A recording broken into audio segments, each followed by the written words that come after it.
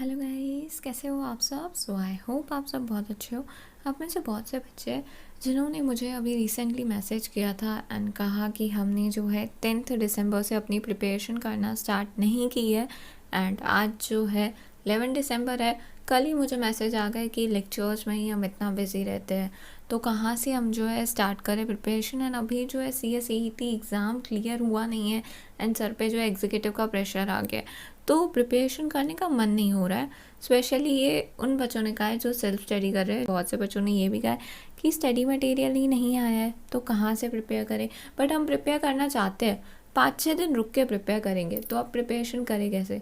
तो गाइस कोई बात नहीं है, अगर प्रिपरेशन स्टार्ट नहीं किए आपके पास अभी भी टाइम है, आप प्रिपरेशन स्टार्ट कर सकते हो। अब सबसे पहली बात तो ये, आप क्लियर हो जाओ, क्योंकि अभी भी जो माइंड है ना आप सबका वो बहुत ही अनक्लियर है, कुछ समझ में नहीं आ रहा है क्योंकि चीज़ें बहुत ही ज़्यादा फास्ट हो गई आपके लाइफ में। CSET से आप CS एग्जीक्यूटिव में बहुत ही ज़्यादा जल्दी आ गए हो। मॉड्यूल 1 की डिसीजन, बोथ ग्रुप की डिसीजन, मॉड्यूल 2 की डिसीजन, लेक्चर्स की डिसीजन बहुत ही ज़्यादा जल्दी आपने ले ली है। इसी वजह से ना अभी पढ़ने बैठ रहे हो ना तो समझ में नहीं आ रहा है कहाँ से प्रिपेयर करें, क्या करें, कितना टाइम इन्वेस्ट करें। तो टेंशन मत लो, आराम से आप जो है 4-5 दिन लो, उसके बाद प्रिपरेशन करना स्टार्ट कर देना। सबसे पहले एक फ्रेश माइंड से आप स्टार्ट करो, ठीक है। तो 4-5 दिन जो है आप आराम करो, चलेगा, कोई इशू नहीं है। उसके बाद प्रिपरेशन करने लग जाना। अब सबसे पहला सवाल है, can we really do self study for module 1 और we should invest in lectures. अब बहुत से बच्चे जिन्होंने मॉड्यूल 1 देने का डिसाइड तो कर दिया है, बहुत से बच्चे जो बोथ ग्रुप दे रहे हैं, बट मॉड्यूल 1 में डर ये लग रहा है बच्चों को कि एक सब्जेक्ट MCQ है, वो भी टैक्स सबसे खतरनाक सब्जेक्ट है जो हर किसी को लगता है। तो अब क्या किया जाए। एंड सेल्फ स्टडी क्या मॉड्यूल 1 में हम कर सकते हैं, क्योंकि सभी कहते हैं मॉड्यूल 1 की पासिंग परसेंटेज कम है, मॉड्यूल 1 तो टफ है, कैसे होगा सेल्फ स्टडी। तो मैं कहूँगी गाइस मॉड्यूल 1 में भी सेल्फ स्टडी हो सकता है। अगर आप लेक्चर्स परचेस कर रहे हो तो भी अच्छी बात है, अगर आप लेक्चर्स परचेस नहीं कर रहे हो तो भी आप सेल्फ स्टडी कर सकते हो। अगर आप लॉ बैकग्राउंड से हो तो भी आप सेल्फ स्टडी कर सकते हो। नहीं, आप self study without law background से भी कर सकते हो। सिर्फ यहाँ पे बात आ जाती है टैक्स के लिए। टैक्स हम खुद से नहीं कर सकते, बहुत ही ज़्यादा अंडरस्टैंडिंग चाहिए टैक्स के लिए, जिसके लिए हमें जो है एक टीचर चाहिए जो हमें समझाए टैक्स है क्या, कैसे सम्स होते हैं, कैसे रेट्स है, कैसे वर्किंग होती है। आप सब जो न्यू हो, इवन इफ अगर आप ग्रेजुएट हो, पोस्ट ग्रेजुएट हो, तो भी यहाँ पे जो टैक्स है वो इन डेप्थ है, बेसिक नहीं है, ठीक है, बेसिक कैलकुलेशंस नहीं है। तो उसके लिए मुझे लगता है टैक्स के लेक्चर में आपको इन्वेस्ट करना चाहिए। बाकी सब्जेक्ट आप सेल्फ स्टडी कर सकते हो। उसके बाद नेक्स्ट है how to do self study. अब गाइस देखो, सबसे पहले आपको ये बात अपने मन में बिठा देनी है कि सेल्फ स्टडी करनी है तो खुद के ऊपर ही डिपेंडेंट रहना है, किसी के ऊपर भी डिपेंडेंट नहीं रहना है। यहाँ पे यूट्यूब लेक्चर्स के ऊपर भी डिपेंडेंट मत रहना। अब ये मत सोचना कि यूट्यूब पे सारी चीज़ें अपलोड होगी CS एग्जीक्यूटिव के लिए, क्योंकि CS एग्जीक्यूटिव में आके गेम चेंज हो जाता है, ठीक है। एंड आपके 900 पेज का मॉड्यूल कवर करना यूट्यूब लेक्चर्स में, क्या रेगुलर लेक्चर्स जो आप परचेस करते हो उसमें भी पॉसिबल नहीं है, ठीक है। तो यूट्यूब लेक्चर्स के ऊपर डिपेंडेंट मत रहना कि यूट्यूब पे लेक्चर्स अपलोड होंगे, नहीं। आप सेल्फ स्टडी कर रहे हो तो आपको ये बात समझ के चलनी है कि मैं अपने लिए खुद खड़ा हूँ, मेरे लिए कोई नहीं है, यहाँ पे मुझे खुद को खुद ही समझाना है, ठीक है। तो ये आपको बात ध्यान देनी होगी, तो फिर आप सेल्फ स्टडी कर सकते हो। बाकी अगर आप सोच रहे हो कि यूट्यूब पे लेक्चर्स अपलोड होंगे मैं कर लूँगा, ऐसा नहीं है। आपको खुद के ऊपर भरोसा रखना है कि हाँ मैं कर लूँगा खुद ही। आपको सारी चीज़ें अब खुद मैनेज करनी होगी, अपने ऊपर आप डिपेंडेंट हो। उसके बाद नेक्स्ट है how to study as study material is not in hand. अब ये बहुत से बच्चों की दिक्कत है, बहुत से बच्चों ने ये मुझे रीजंस भी दिए, स्टडी मटेरियल तो आया नहीं है, पढ़ने कैसे बैठे हम। तो मैंने जैसे आपको पहले भी कहा है, अभी भी कह रही हूँ कि आप सही में स्टडी मटेरियल के साथ जाना चाहते हो। अब बहुत से बच्चे जो स्टडी मटेरियल के साथ जाना चाहते हैं कि हाँ सिर्फ यही रेफ़र करेंगे, इवन इफ़ अगर हमने लेक्चर्स भी परचेस किए तो भी हम स्टडी मटेरियल में से ही पढ़ेंगे। बट बहुत से बच्चे जो बुक्स के साथ जा रहे हैं, अपने कोचिंग के नोट्स के साथ जा रहे हैं, तो आप डिसाइड करो गाइस क्या करना चाहते हो। अभी तक आपका यही जो है ना डिसीजन क्लियर नहीं है कि मुझे स्टडी मटेरियल रेफ़र करना चाहिए या मुझे नोट्स रेफ़र करना चाहिए। एक बात मैं कह देती हूँ फिर से, नोट्स अगर रेफ़र कर रहे हो कोई बुरी बात नहीं है, लेकिन नोट्स के साथ आपको आपका मॉड्यूल रेफ़र करना होगा, क्योंकि हर एक चीज़ आपको नोट्स में नहीं मिलेगी, ये बात नोट कर लो। You can't ignore the module, कुछ भी कर लो मॉड्यूल को इग्नोर नहीं कर सकते। तो अभी क्या करें, अभी आप डिसाइड करो कि आपको क्या करना है। सिर्फ ICSI का स्टडी मटेरियल रेफ़र करना है या नोट्स प्लस ICSI का study material for additional topics आपको जो है रेफ़र करना है। ये डिसीजन आपको बहुत जल्द लेना पड़ेगा। हालांकि ये 4-5 दिन आप आराम करने वाले हो ना, तो डिसाइड कर लो कि क्या करना है। एंड रही बात यहाँ पे जो है बुक्स की, कि बुक्स अभी तक आए नहीं है, उसमें तो गाइस बहुत टाइम लग जाएगा। तो आप तब तक PDF में से पढ़ो। आप यहाँ पे ये बहाना मत मारो कि हमारे पास जो है बुक्स नहीं है। गाइस आपने CSET में भी PDF से किया। आप तो वो बच्चे हो जिनको स्टार्टिंग ऑफ द जर्नी में ही जो है बुक्स नहीं थे, तभी आपने जो है फ़ोन की स्क्रीन से पढ़ाई की है। तो अभी तो आप CS एग्जीक्यूटिव में आ गए हो, तो उसकी CS एग्जीक्यूटिव में तो आपको इन चीज़ों से डरना ही नहीं चाहिए, क्योंकि आप तो स्टार्टिंग से ही स्ट्रांग होके आए हो। ठीक है, तो इसलिए अभी जो है फ़ोन के स्क्रीन से पढ़ो एंड CS एग्जीक्यूटिव में आदत डाल लो, क्योंकि आधे से ज़्यादा जो चीज़ें हैं आपको लेक्चर्स आप ऑनलाइन देख रहे हो, बुक्स आपको ई-बुक फॉर्मेट में मिलने वाली है। तो स्टडी मटेरियल आया है नहीं आया फ़र्क नहीं पड़ना चाहिए, क्योंकि सॉफ्ट कॉपी आपके पास अवेलेबल है। Soft copy and hard copy same ही होने वाली है ना। आई नो आपकी आँखों में बहुत प्रॉब्लम होती है, मुझे पता है। तो गाइस बीच में ब्रेक ले लेके पढ़ो। 1 आवर रीड करो फ़ोन में से, देन बंद कर दो फ़ोन को। ठीक है, 25 मिनट्स, एंड वो 25 मिनट्स आप एक छोटी सी नैप ले लेना। ठीक है, उसके बाद जो है फिर से आप जो है फ़ोन से पढ़ना चालू करो। ऐसे कर सकते हो, सो दैट आपको आंखों में भी पेन नहीं होगा। उसके बाद नेक्स्ट है व्हेन टू स्टार्ट प्रिपरेशन। अब आप में से बहुत से बच्चे हैं जिन्होंने जो है मुझे कहा कि 10 दिसंबर से तो हमसे हुआ नहीं, आपने बहुत ही जल्दी डेट बता दी। तो मैं कहूँगी गाइस 15 दिसंबर से स्टार्ट करो। अगर 15 से नहीं होता है तो 20 दिसंबर से स्टार्ट करो, बट ये दिसंबर के जो डेज़ है वो वेस्ट नहीं करो। ठीक है, एंड रही बात स्टडी प्लान की, बहुत से बच्चे कह रहे हैं कि आपने स्टडी प्लान अपलोड नहीं किया। स्टडी प्लान की जिम्मेदारी मेरी है। आप 15 दिसंबर से स्टार्ट करने वाले हो ना, मैं 15 दिसंबर का स्टडी प्लान आपको दे दूंगी, दोनों ग्रुप का। आपको उसका टेंशन लेने की ज़रूरत नहीं है। उसके बाद नेक्स्ट है by when we should complete syllabus. तो गाइस मैं कहूँगी यहाँ पे जो है, अगर आप सिंगल ग्रुप दे रहे हो तो आप जो है टारगेट बना के रखो कि 31 मार्च तक मुझे सिलेबस कंप्लीट करना है, या 20 अप्रैल तक। ठीक है, या 30 अप्रैल तक कंप्लीट करना है। और ये भी अपने माइंड में रखो, लास्ट के जो है ना 31 डेज मई के, वो मेरे रिवीजन के लिए, उसमें मैं पोर्शन कवर नहीं करने वाला हूँ। तब तक मेरा पोर्शन हो जाना चाहिए। ठीक है, मैं 31 मार्च कह रही हूँ, तब जाके आप जो है 30 अप्रैल तक कंप्लीट करोगे, ये भी बात मुझे पता है। तो इसके लिए आप ये पहले से ही डिसाइड करके रखो। उसके बाद नेक्स्ट है how many days we should keep for revision. Guys देखो, सबसे पहले तो आपको रिविजन डेली करनी चाहिए। एंड बात आती है कि एग्ज़ाम के पहले कितनी रिविजन होनी चाहिए। कितनी भी रिविजन करो इनफ होती नहीं है, बट हाँ आपको एटलीस्ट 30 डेज़ रिवीजन के लिए रखनी चाहिए। 30 नहीं तो 15 डेज़ आपको रिवीजन के लिए रखनी चाहिए। इसीलिए मैंने कहा कि आप जो है ट्राई करो कि आपका सिलेबस 30 अप्रैल तक कंप्लीट हो जाए। ठीक है, उसके बाद नेक्स्ट है how many hours to invest in lectures and in reading module. अब यहाँ पे कहीं ना कहीं ग्रुप 1 का कवरेज देखें एज़ कम्पेयर टू ग्रुप 2 ज़्यादा है। ठीक है, आपके पास जो है अब 3 सब्जेक्ट का प्रेशर है। एक सब्जेक्ट MCQ है, उसका भी प्रेशर है, बट यहाँ पे 3 सब्जेक्ट जो है वो सब्जेक्टिव है, आपको लिखने हैं। तो कहीं ना कहीं आपके ऊपर उसका प्रेशर है, एंड कवरेज भी बहुत ज़्यादा है। ऐसे हम कह नहीं सकते कवरेज नहीं है as compare to group 2। Group 1 की कवरेज ज़्यादा है, तो इसलिए लेक्चर्स में भी आपको ज़्यादा टाइम इन्वेस्ट करना होगा। मैं कहूँगी डेली 5 आवर्स आप इन्वेस्ट करो लेक्चर्स में, एंड बाकी के जो 4 आवर्स है, 4 आवर्स भी होंगे नहीं, 3 आवर्स आप जो है मॉड्यूल रीडिंग को दो। बट मॉड्यूल रीडिंग को छोड़ना मत। ठीक है, ऐसे नहीं बाद में कर लूँगा, बाद में करने बैठते हो ना गाइस, चीज़ें आपके माइंड से उड़ जाती है। इसीलिए डेली जितना होता है मॉड्यूल रीडिंग आप उतना करो, या जो भी आप नोट्स रेफ़र कर रहे हो उतना रीडिंग करो। एंड नोट्स को एंड अपने मॉड्यूल को कंपेयर करो, क्योंकि नोट्स में कहीं ना कहीं कुछ चीज़ें आपको ऐसी मिलेंगी जो मॉड्यूल में होंगी। ठीक है, एंड कुछ चीज़ें ऐसे मिलेंगी जो आपको मॉड्यूल में तो दिखेंगी बट नोट्स में नहीं दिखेंगी, तब आपको डर लगने लगेगा। CS एग्जीक्यूटिव में जितना ज़्यादा कवरेज आप बढ़ा सको बढ़ा लो। इसीलिए मैंने कहा एडिशनल टॉपिक्स के लिए मॉड्यूल रेफ़र करना चाहिए। Additional topics in the sense जो आपके नोट्स में कवर्ड नहीं है, वो आपको जो है आपके मॉड्यूल से कवर करने होंगे। तो वो आपके लिए एडिशनल टॉपिक्स हुए ना, तो इसीलिए आपको वो मॉड्यूल से कवर करने ही होंगे, मॉड्यूल को इग्नोर नहीं कर सकते। उसके बाद नेक्स्ट है what we should do for maintaining consistency in attending lectures.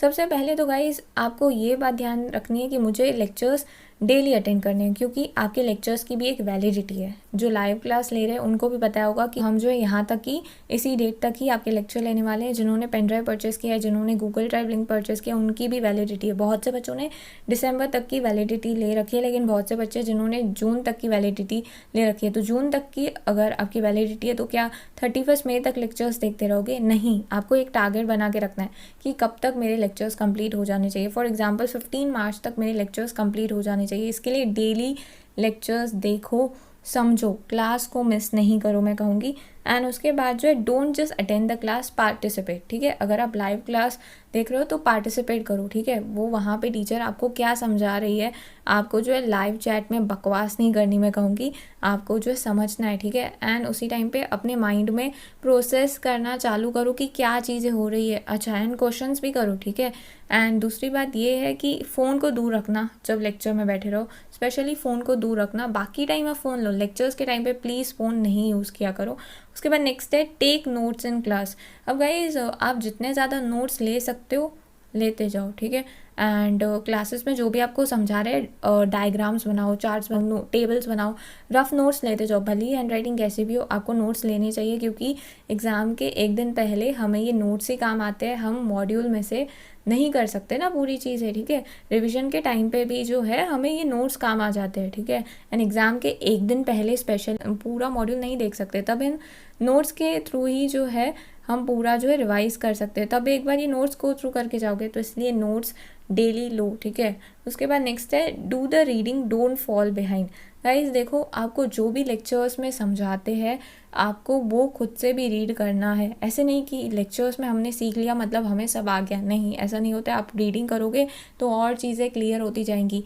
आप जो है रीडिंग करोगे तो आपको समझ में आएगा कि मुझे क्या समझा, नहीं समझा। अगर कुछ चीज़ नहीं समझ रही आपको तो आप नेक्स्ट दिन जो है टीचर से सवाल पूछोगे, राइट, एंड वो आपके डाउट्स क्लियर करेंगे। एंड अगर आप सेल्फ स्टडी भी करते हो तो आप जो है डेली रीडिंग करोगे, ठीक है, तो आपको समझ में आएगा ना क्या चीज़ें हो रही है। एंड नहीं समझ में आता है तो किसी ना किसी से जो है आप डाउट्स पूछोगे या सर्च करोगे।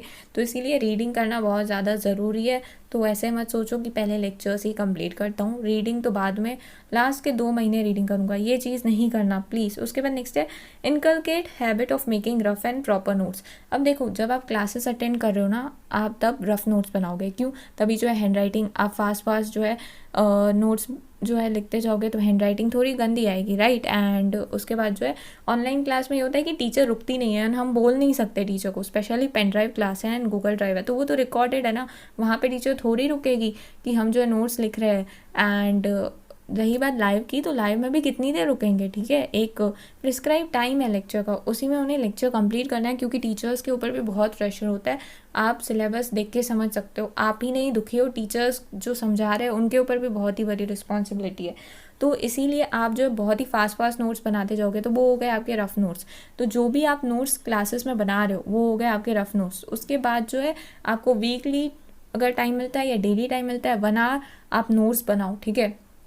और उसको प्रॉपर हैंड राइटिंग में अच्छे डायग्राम्स, अच्छे टेबल्स, ठीक है, अच्छे कीवर्ड्स को हाईलाइट करके डिफरेंट डिफरेंट कलर की पेन यूज़ करके, हाईलाइटर यूज़ करके आप ऐसे नोट्स बना के रखो, ठीक है। तो प्रॉपर नोट्स बने होना बहुत ज़्यादा ज़रूरी है, स्पेशली टैक्स के लिए तो नोट्स प्रॉपर बहुत अच्छे बनाना, क्योंकि प्रैक्टिकल सब्जेक्ट में हमें सबसे ज़्यादा नीड होती है नोट्स की। उसके बाद नेक्स्ट है स्टार्ट विथ ईजी सब्जेक्ट। अब आप जब प्रिपरेशन स्टार्ट करोगे 15 दिसंबर से तो इजी सब्जेक्ट से स्टार्ट करना। अब आप कहोगे मैम आपको हर एक सब्जेक्ट इजी लगता है, हमें क्यों नहीं लगता। तो गाइस देखो, CS एग्जीक्यूटिव में कुछ सब्जेक्ट इजी भी है, कुछ सब्जेक्ट नहीं तो कुछ पार्ट इजी है। अब आपको कोई ना कोई सब्जेक्ट इजी ज़रूर लगेगा। SBEC सब्जेक्ट है आपका, SBEC सब्जेक्ट बहुत ही ईजी है मेरे हिसाब से, तो मुझे तो बहुत ईजी लगता है। एंड यहाँ पे जो है आप कहोगे मैम SBEC ईजी नहीं है, आपने कवरेज देखी है कितनी एक्ट्स है। गाइज एक्ट्स बहुत ज़्यादा है, मैं समझती हूँ, बट यहाँ पे कहीं ना कहीं SBEC सब्जेक्ट को समझना बहुत ज़्यादा इजी है as compare to tax and company law. तो SBEC आपका एक सब्जेक्ट है जो बहुत इजी है। दूसरा सब्जेक्ट है आपका JIGL, जो कि बहुत से बच्चे मुझसे डिसएग्री करेंगे, बोलेंगे आपका ग्रुप 2 क्लियर हो गया ना, आपका ये सब्जेक्ट MCQ पैटर्न में था ना, आप ये सारी एक्ट्स MCQ पैटर्न में पढ़ चुके हो, इसके लिए आप कहोगे JIGL ईजी है, बट हमें ईजी नहीं लगता है। बट कहीं ना कहीं मैं कहूँगी गाइस JIGL बहुत इंटरेस्टिंग सब्जेक्ट है। तो टोटली डिपेंड करता है बच्चे का परसेप्शन क्या है JIGL के ऊपर। अदरवाइज JIGL बहुत ही ईजी सब्जेक्ट है as compare to company law and tax. JIGL में कहीं ना कहीं डायरेक्ट क्वेश्चंस भी आते हैं एग्जाम में, ठीक है। तो JIGL एंड SBEC मुझे लगता है इजी सब्जेक्ट है। एंड आपको भी लगेगा स्टार्टिंग में जब आप टैक्स को देखोगे एंड कंपनी लॉ को देखोगे, आप कहोगे SBEC कहीं ना कहीं ईजी है, JIGL के लिए बच्चे कभी नहीं कहते। उसके बाद नेक्स्ट है डोंट गो सीक्वेंस वाइज। अब गाइस देखो, आपको सीक्वेंस वाइज जाने की ज़रूरत नहीं है। जो सब्जेक्ट आपको पसंद आता है उस सब्जेक्ट से स्टार्ट करो। आप कहोगे मैम कोई सब्जेक्ट पसंद नहीं आता, ठीक है, कोई सब्जेक्ट पसंद नहीं आता, बट सीक्वेंस वाइज जाने की भी ज़रूरत है नहीं। आप जो है SBEC के पार्ट सेकंड से चालू करो, या चैप्टर 2 से स्टार्ट करो, या कंपनी लॉ में हम जो है स्टार्टिंग के जो चैप्टर्स हैं वो बहुत ईजी है, बेसिक चैप्टर्स हैं, तो वहाँ से आप स्टार्ट कर सकते हो। तो सीक्वेंस वाइज जाने की ज़रूरत नहीं है, कंपनी लॉ से स्टार्ट करना ज़रूरी नहीं है। आप SBEC सब्जेक्ट भी उठा सकते हो, आप JIGL भी सब्जेक्ट उठा सकते हो। JIGL इसके लिए क्योंकि 2 ही एक्ट है, constitution and law of torts, वो आपके CA-CET में कवर हो गई है। हालांकि वो MCQ फॉर्मेट में थी, तो यहाँ पे वो सब्जेक्टिव है, आपको लिखना होगा, बट कहीं ना कहीं आपकी वो टॉपिक्स कवर्ड है अगर आपने बहुत अच्छे से किए होंगे CA-CET में। तो उसके बाद नेक्स्ट है which subject to start from 15 December. मेरे हिसाब से गाइस आपको SBEC या JIGL से स्टार्ट करना चाहिए। अगर आप लेक्चर्स देख रहे हो तो जो सब्जेक्ट का आप लेक्चर देख रहे हो उसी सब्जेक्ट से स्टार्ट करो, या सेल्फ स्टडी कर रहे हो तो SBEC या JIGL से स्टार्ट कर सकते हो, या जो सब्जेक्ट आपको पसंद है वहाँ से स्टार्ट कर सकते हो। उसके बाद नेक्स्ट है विच चैप्टर टू स्टार्ट विथ। अब देखो गाइस, यहाँ पे अगर आप JIGL से स्टार्ट करते हो तो JIGL में कॉन्स्टिट्यूशन है आपका चैप्टर 2 एंड 6 चैप्टर है आपका लॉ ऑफ टॉर्ट्स। तो इन चैप्टर से आप स्टार्ट कर सकते हो। कहीं ना कहीं CA-CET में ये टॉपिक्स आपके हो चुके हैं। अब आप कहोगे वहाँ पे MCQs में थे, गाइस MCQs में थे, लेकिन MCQ सॉल्व करने के लिए आपने पूरा टॉपिक इन डेप्थ पढ़े थे ना, तो यहाँ पे जो है कहीं ना कहीं वो आपकी रिवीजन हो जाएगी एंड कॉन्स्टिट्यूशन आपको पता भी चलेगा कि जो CA-CET का कॉन्स्टिट्यूशन था एंड CS एग्जीक्यूटिव में जो कॉन्स्टिट्यूशन है कहीं ना कहीं इन डेप्थ दिया हुआ है। लॉ ऑफ टॉर्ट सेम है, कुछ भी डिफरेंस नहीं है। उसके बाद अगर आपको चैप्टर 2 एंड चैप्टर 6 से स्टार्ट नहीं करना है तो चैप्टर 10 से स्टार्ट करो। चैप्टर 10 का नाम है क्रिमिनल प्रोसीजर कोड 1973। अब आप कहोगे मैम इतना डिफ़िकल्ट चैप्टर बता दिया। कहीं से ये चैप्टर लगता डिफ़िकल्ट है, इस चैप्टर में सेक्शंस को देख के डर मत जाना कि ये चैप्टर डिफ़िकल्ट है, एंड एक्चुअली ये चैप्टर बहुत इंटरेस्टिंग है। यहाँ पे आपको पता चलेगा बेल क्या होता है, बेलेबल ऑफेंस क्या होते हैं, नॉन बेलेबल ऑफेंस, समन क्या होता है, वारंट क्या होता है, एंड पुलिस को जो है किसी भी इंसान को जिसको उन्होंने अरेस्ट किया तो मैजिस्ट्रेट के सामने कितने आवर्स में जो है प्रोड्यूस करना है, ये सब टॉपिक्स है तो ये सब टॉपिक्स है इस चैप्टर में। कहीं ना कहीं इंटरेस्टिंग चैप्टर है ये, तो इस चैप्टर का नाम सुन के डर मत जाना, बहुत ही इंटरेस्टिंग टॉपिक है। उसके बाद नेक्स्ट है इंडियन एविडेंस एक्ट। अब आप कहोगे मैम फिर बोरिंग चैप्टर, गाइस ये चैप्टर भी बोरिंग नहीं है, बहुत इंटरेस्टिंग है। इसमें आपको पता चलेगा प्राइमरी एविडेंस क्या होता है, सेकेंडरी एविडेंस क्या होता है, हमारी एविडेंस एक्ट क्या है, इंडियन एविडेंस एक्ट। देन उसके बाद जो है सर्कमफ्रेंशियल एविडेंस क्या होते हैं, कौन से एविडेंस है जो एज अ प्रूफ कोर्ट में प्रोड्यूस हो सकते हैं, ठीक है, ये सब है इस एक्ट में, तो कहीं ना कहीं ये भी इंटरेस्टिंग है। उसके बाद अगर इन चैप्टर से भी स्टार्टिंग करना है तो RTI एक्ट से स्टार्ट करो। RTI एक्ट क्या है, राइट टू इन्फॉर्मेशन एक्ट। अब राइट टू इन्फॉर्मेशन एक्ट में क्या दिया है कि राइट टू इन्फॉर्मेशन एक्ट क्या है, आपको पता है, मुझे लगता है बहुत से बच्चों को पता होगा। इस चैप्टर में ये भी दिया हुआ है कि RTI एक्ट इंट्रोड्यूस कब हुई, मोटिव क्या है उसका, ठीक है। देन उसके बाद जो है इसमें ऑफिसर्स कौन से होते हैं, पब्लिक इन्फॉर्मेशन ऑफिसर कौन से होते हैं, एंड कितने दिनों में इन्फॉर्मेशन अगर कोई इंसान मांग रहा है तो दे देना चाहिए 30 डेज़ में, ठीक है। एंड उसके बाद अगर किसी के जान के ऊपर खतरा है एंड वो इन्फॉर्मेशन मांग रहा है तो 48 आवर्स में इन्फॉर्मेशन प्रोड्यूस कर देनी चाहिए। तो ये सब चीज़ें कहीं ना कहीं इंटरेस्टिंग है, आपको इंटरेस्ट लेने आना चाहिए, ठीक है। उसके बाद अगर आप कंपनी लॉ से स्टार्ट करो तो पार्ट 3 से स्टार्ट करो, company secretary as a profession. 10 marks का एंड बहुत ही इंटरेस्टिंग है, जल्दी कवर भी हो जाएगा। अगर आप जो है पार्ट 3 से स्टार्ट नहीं करना चाहते हो तो आप चैप्टर 1, 2 या 3 से स्टार्ट करो, वो तो बेसिक है कि शेयर्स क्या होते हैं, शेयर कैपिटल क्या होता है, एंड ये तो बेसिक है कि कंपनी कैसे फॉर्म होती है, कंपनी क्या होती है, शेयर्स क्या होते हैं, मेंबर्स क्या होते हैं। तो ये चैप्टर्स जो है ना स्टार्टिंग के बेसिक है, तो कहीं ना कहीं आपको कंपनी लॉ स्टार्टिंग के चैप्टर्स देखोगे तो डिफ़िकल्ट नहीं लगेगा। अगर आप कंपनी लॉ एंड JIGL से भी स्टार्ट नहीं करना चाहते हो एंड अगर आप SBEC से स्टार्ट कर रहे हो, setting up of business entities and closure, तो पार्ट 1 से स्टार्ट करो। पार्ट 1 में कौन से चैप्टर से करोगे, चैप्टर 2 से करो। चैप्टर 2 है टाइप्स ऑफ कंपनी, बहुत ईजी है। अगर आप चैप्टर 2 से स्टार्ट नहीं करना चाहते हो तो चैप्टर 4 से करो, legal status of registered company. इसमें जो है होल्डिंग कंपनी क्या होती है, सब्सिडरी कंपनी क्या होती है, उसके बाद जो है डोमेंट कंपनी क्या होती है, प्रोड्यूसर कंपनी क्या होती है। तो ऐसे टाइप्स ऑफ कंपनीज दिए हुए, उनकी लीगल स्टेटस, प्रोसेस क्या होता है रजिस्ट्रेशन का, ऐसा दिया हुआ है। ये भी इंटरेस्टिंग चैप्टर है। अगर आप जो है इन चैप्टर से भी स्टार्ट नहीं करना चाहते हो तो चैप्टर 13 से स्टार्ट करो या चैप्टर 14 से स्टार्ट करो। चैप्टर 13 है अबाउट रजिस्टर्स एंड रिकॉर्ड्स कैसे मेंटेन होते हैं। चैप्टर 14 जो है उसमें आपको एक्ट्स मिल जाएंगी। एंड उसके बाद चैप्टर 17 बहुत इंटरेस्टिंग चैप्टर है, 65 पेज का चैप्टर है, लेंदी है बहुत, बट बहुत इंटरेस्टिंग है। बट आप स्टार्टिंग में चैप्टर 17 से नहीं कर पाओगे, इसीलिए आप जो है चैप्टर 1 या 2 से स्टार्ट करो, या चैप्टर 13 से स्टार्ट करना, या चैप्टर 19 से भी कर सकते हो। बट चैप्टर 1 या 2 से ही मुझे पता है बहुत से बच्चे करेंगे। एंड चैप्टर 6 से भी कर सकते हो। चैप्टर 6 है different form of organisation and its process, तो आप ऐसे स्टार्ट कर सकते हो। मैंने चैप्टर्स के नाम भी बता दिए, क्योंकि बहुत से बच्चे मुझसे पूछते हैं आप चैप्टर के नाम बताओ ना, हम कहाँ से स्टार्ट करें। तो अब मैंने चैप्टर के नाम भी बता दिए। उसके बाद नेक्स्ट है विच सब्जेक्ट टू टारगेट। अब ग्रुप 2 के लिए तो सभी का फिक्स है, हम MCQ सब्जेक्ट को ही टारगेट करेंगे। लेकिन ग्रुप 1 में तो सबका ये हाल है कि समझ में नहीं आ रहा है कौन से सब्जेक्ट को टारगेट करे, कोई सब्जेक्ट टारगेट करने के लायक है भी कि नहीं। तो गाइस डेफिनेटली आप ग्रुप 1 में भी टारगेट कर सकते हो। आप जो है JIGL एंड SPEC सब्जेक्ट को टारगेट कर सकते हो as compare to company law and tax. And अगर आप जो है JIGL एंड SPEC में बहुत अच्छी अंडरस्टैंडिंग रखते हो तो इस सब्जेक्ट में आप 60 अबव जा सकते हो। अब टैक्स भी आप टारगेट कर सकते हो, टैक्स एंड SBEC भी आप टारगेट कर सकते हो, क्योंकि बहुत से बच्चों को JIGL नहीं समझता है। टैक्स MCQ सब्जेक्ट है, बट कहीं ना कहीं बहुत से बच्चों को डिफ़िकल्ट जाता है। एंड बहुत से बच्चे कहते हैं कि टैक्स में 40 आ जाए बहुत है, बट टैक्स में अगर आप डे 1 से काम करते हो तो आप जो है इसमें 60 अबव या 70 अबव भी जा सकते हो। उसके लिए आपको काम करना होगा, तो ये बात है। तो आप ऐसे सब्जेक्ट्स को टारगेट कर सकते हो। बाकी कंपनी लॉ को तो कोई भी कभी टारगेट करता नहीं है। कंपनी लॉ में सबका हाल ऐसा ही है, 40 आ जाए बहुत है। बहुत ही एक्सेप्शनल केस बच्चे होते हैं जो कंपनी लॉ में 60 या 70 अबव का टारगेट रखते हैं। उसके बाद नेक्स्ट है should we do writing practice daily और वीकली। अब गाइस देखो, आपसे जैसे टाइम मैनेज होता है आप वैसे राइटिंग प्रैक्टिस करो, बट राइटिंग प्रैक्टिस ज़रूर करो। ग्रुप 1 में ज़्यादा ज़रूरत है as compare to group 2। Group 1 में आपके पास 3 सब्जेक्ट का प्रेशर है, तो यहाँ पे आपको राइटिंग प्रैक्टिस की नीड ज़्यादा है।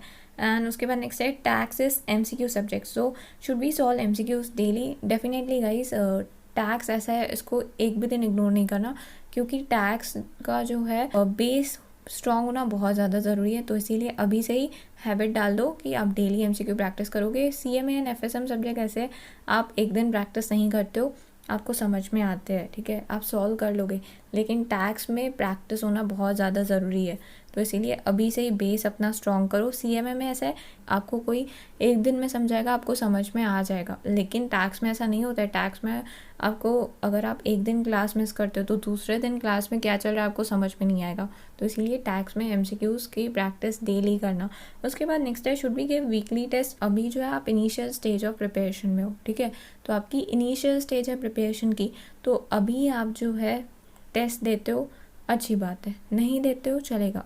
आपके जैसे जैसे टॉपिक्स होते जाते हैं, 5 टॉपिक्स 6 टॉपिक्स, हालांकि मैं बहुत ज़्यादा बोल रही हूँ, आप जो है मंथली टेस्ट भी दे सकते हो। वीकली टेस्ट अगर आपसे नहीं होता है तो कोई बात नहीं, आप जो है डेली राइटिंग प्रैक्टिस करते रहो। डेली 2 आंसर लिखो या 3 आंसर लिखो, 5 या 6 आंसर लिखने के लिए तो आपको कोई नहीं कह रहा, तो आप जो है डेली 2-3 आंसर लिखा करो। 30 to 45 मिनट्स। अब 30 to 45 मिनट्स क्यों कह रही हूँ, क्योंकि एग्ज़ाम में जो है आप एक एक आंसर को हार्डली 12 मिनट्स दे सकते हो मेरे हिसाब से, मेरे कैलकुलेशन के हिसाब से, क्योंकि बहुत क्वेश्चंस लिखने होते हैं 12 to 13 मिनट्स। इसके लिए अभी से ही जो है 30 मिनट्स में जो है 2 आंसर लिखो। ये भी मैं ज़्यादा बोल रही हूँ, आपकी स्पीड मेंटेन होनी चाहिए, तो आप ऐसे राइटिंग प्रैक्टिस कर सकते हो।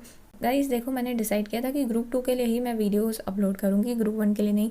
बट बहुत से बच्चे हैं जिन्होंने मुझे कहा कि आपका ग्रुप 1 क्लियर नहीं है तो क्या हुआ, आप गाइड तो कर सकते हो। आप जैसे खुद पढ़ते हो वैसे हमें स्ट्रैटेजीज हमारे साथ भी शेयर कर सकते हो, तो ठीक है गाइस। ग्रुप 1 के लिए भी मैं वीडियोस डालूंगी, जैसे खुद मैं जुगाड़ वाली स्ट्रैटेजीज़ यूज़ करती हूँ वैसे मैं आपके साथ भी ये स्ट्रैटेजीज़ शेयर करते रहूँगी। बट रही बात ग्रुप 2 की, तो ग्रुप 2 की मैं सब्जेक्ट स्ट्रैटेजीज़ भी आपके साथ शेयर करूँगी। बट ग्रुप 1 में जो है JIGL एंड SBEC को छोड़ के कंपनी लॉ एंड टैक्स के लिए मैं सब्जेक्ट स्ट्रैटेजीज़ नहीं शेयर करूँगी। क्यों? क्योंकि कहीं ना कहीं यहाँ पे जो है आपको एक एक्सपर्ट की ज़रूरत है, एंड मैं एक्सपर्ट नहीं हूँ कंपनी लॉ एंड टैक्स में। बाकी कोई भी सब्जेक्ट पूछ लूँ, उस सब्जेक्ट में आपको पूरी तरीके से मैं हेल्प कर सकती हूँ, but company law and tax के लिए आपको एक एक्सपर्ट की ज़रूरत है, ठीक है। तो कंपनी लॉ एंड टैक्स को छोड़ के सारे सब्जेक्ट की जो स्ट्रैटेजीज़ है मैं हमेशा आपके साथ शेयर करती रहूँगी। सो आई होप अब आपके डाउट्स क्लियर हो चुके होंगे। और भी कोई डाउट है तो आप कमेंट कर सकते हो या इंस्टाग्राम पे DM कर सकते हो। Bye guys, take care.